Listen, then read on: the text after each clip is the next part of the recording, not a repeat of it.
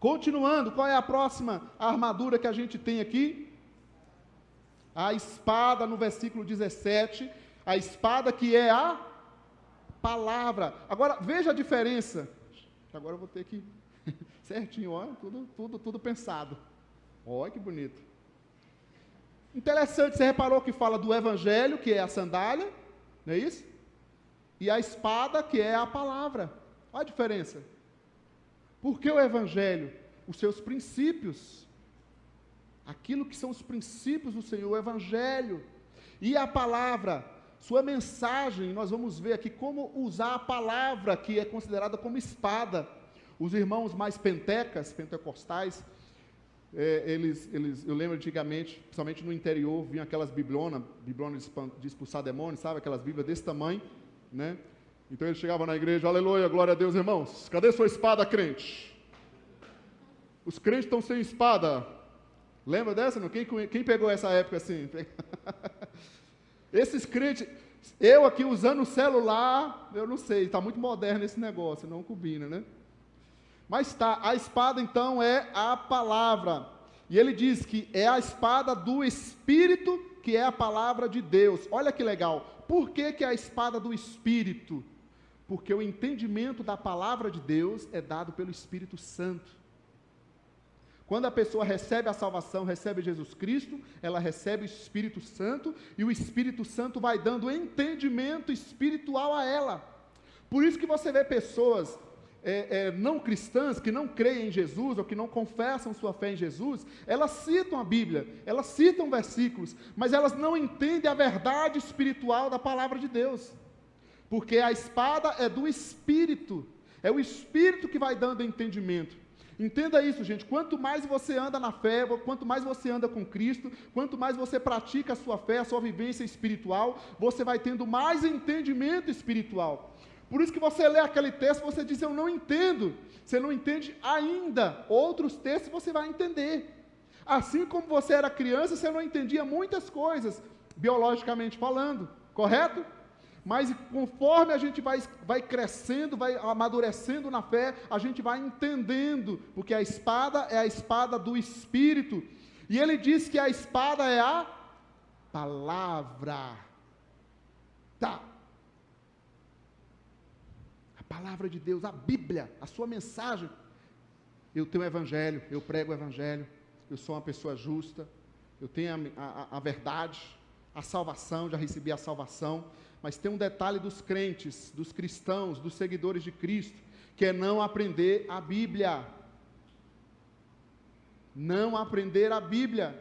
A gente vem aqui, ouve a mensagem, a gente sai daqui, não estou falando de vocês, estou falando a gente, tá? A gente sai e a gente não lembra mais o texto, nem o texto que foi pregado. A gente não come o texto. Precisa meditar, que seja um versículo, leia um versículo, mas aprofunde nele o máximo que você puder. Isso é um bom exercício, inclusive. Pegue um versículo e pense nele a semana inteira, porque é assim que você vai conseguir se alimentar de tudo que a palavra de Deus tem para nós. Eu, no meu primeiro ano de cristão, houve um desafio da liderança, tinha 18 anos de idade, entre os jovens e adolescentes, né, da época que eu estava, e a pastora Marluce cobrando que nós precisávamos estudar a Bíblia, que crente precisava estudar a Bíblia. Falei, tá bom, então vamos estudar, vamos ler. Comecei a ler de tudo. Naquela época, eu cheguei a fazer um mural na minha casa. Eu conto isso, gente, para exemplo e para motivação, tá? Fiz um mural na minha casa, eu cheguei a memorizar mais de 300 versículos. É possível? E até hoje eles estão aqui. Mudou as versões, que antigamente eu lia naquela versão Almeida e corrigida, né, os textos, mas a mensagem continua, eu sei as referências. O que isso muda, Léo? Como é que Jesus enfrentou a tentação lá quando Satanás, em Mateus 4? O diabo é tão astuto, que ele usa a própria palavra, distorcidamente, claro, e fora de contexto, para nos derrubar. Ele usou essa artimanha com Adão e Eva e conseguiu. Não foi isso que o Senhor disse, Eva? Lembra da Letícia, né, no teatro? Não foi isso. Que é uma mentira, o Senhor não disse daquele jeito, a palavra foi distorcida. E derrubou eles.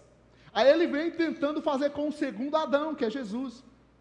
Mas não diz isso na palavra de Deus. Fala, mas só que está fora de contexto, porque também está escrito. Percebe aqui onde a gente pega? Também está escrito. Mas não diz isso lá naquele texto? Como eu brinquei com vocês aqui no início. Você vê que fazer heresia, gente, não é difícil. Não é que a Bíblia é a mãe da heresia, como alguns dizem, eu não concordo. É que se você não lê a palavra dentro do seu contexto, você distorce a palavra.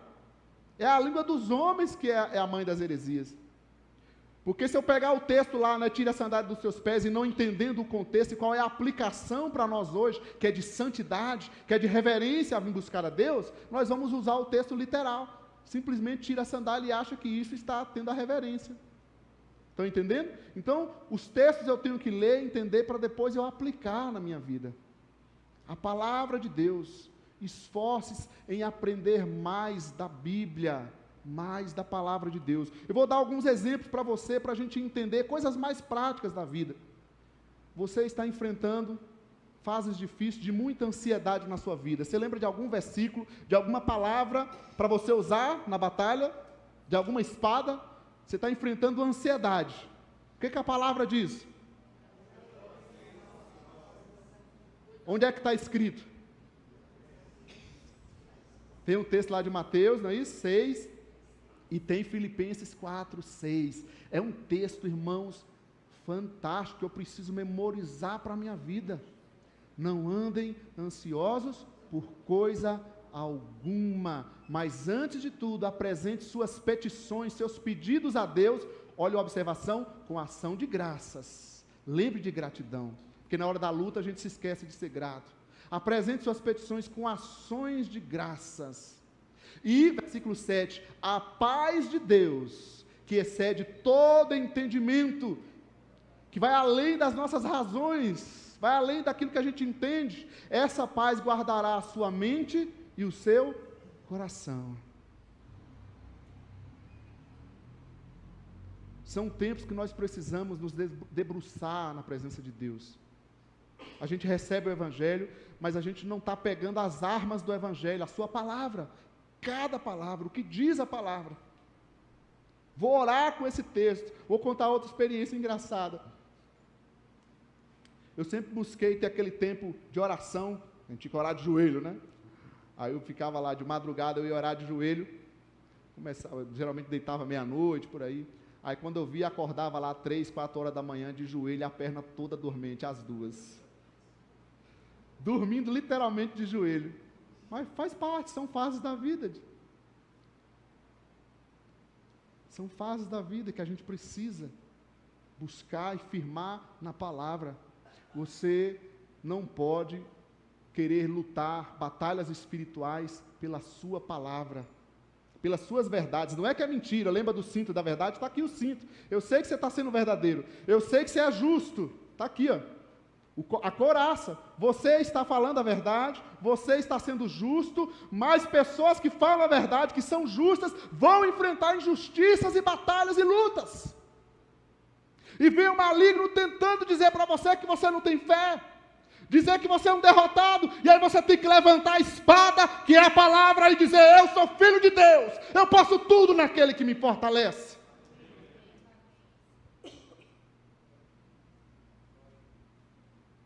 Use a espada do Espírito, que é a palavra. Eu sou forte. Não, irmãos, não se trata de ser forte, se trata do que a palavra diz. Segura firme a tua palavra, a tua espada. Se fosse pelo meu entender, pelo meu sentimento naquele momento, eu ia dizer: realmente sou um derrotado. Somente a espada me mantém batalhando com o soldado, e eu vou enfrentar essas batalhas, e eu vou vencer em Cristo Jesus. Amém? Falando em luta, você está enfrentando lutas. Você lembra de alguma espada, de alguma palavra que diz sobre lutas na Bíblia? Você não pode, não. Hein? Um texto muito conhecido, né, Regi? Qual a referência? João 16, 33. No mundo vocês terão aflições, mas tenham bom ânimo, porque eu venci o mundo. Use a espada para lutar. Não vá nas tuas verdades, nos teus achômetros, ou nos teus sentimentos, ou nas setas inflamadas que vêm contra nós. Mais um exemplo. Se eu estou pensando em desistir, muitas vezes pensamos em desistir, sim ou não? Lembra de um versículo que nos orienta sobre isso? Esse é mais difícil, né? Pensar qual versículo? Tem vários, mas eu me lembrei de um. Perseverem até o fim. Aqueles que perseverarem até o fim serão salvos. Mateus 24, 13. Perseverarem até o fim. Por que eu não desisto, ou não desisti até hoje? Não é porque eu sou bom. Não é porque tudo é uma mara mansa, só rosa. Para o Léo é tudo fácil, para o pastor é uma maravilha. Sabe por que eu não desisti até hoje? Porque a palavra de Deus, a minha espada me diz, persevere até o fim.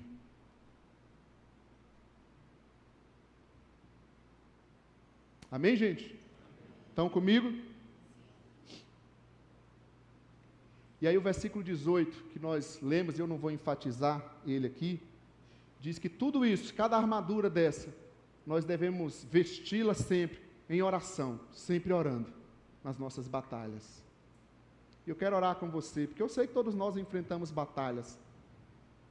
E se o Senhor Deus nos inspirou a usar esse texto, não é que Ele me revelou, a revelação já é a palavra, mas Ele inspirou a usar esse texto, a explicar esse texto e trazer para as nossas vidas, é porque quem sabe você estava precisando ouvir essa palavra de Deus nessa noite.